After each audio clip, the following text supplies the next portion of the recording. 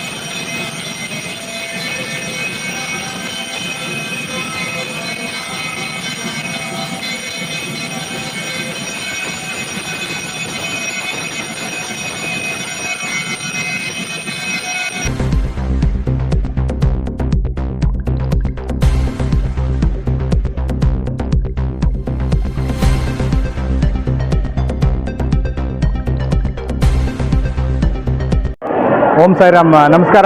ಮೊದಲನೇದಾಗಿ ಪ್ರಜಾ ಕೂಗು ನ್ಯೂಸ್ ಚಾನೆಲ್ ಅವರಿಗೆ ಧನ್ಯವಾದಗಳು. ನಮ್ಮ ಗುರುಪೂರ್ಣಿಮಾ ಕಾರ್ಯಕ್ರಮದ ಎಲ್ಲ ಪ್ರಸಾರವನ್ನು ಮಾಡಿದ್ದಕ್ಕೆ, ಎಲ್ಲ ಕಾರ್ಯಕ್ರಮದ ಪ್ರಸಾರ ಮಾಡಿದ್ದಕ್ಕೆ.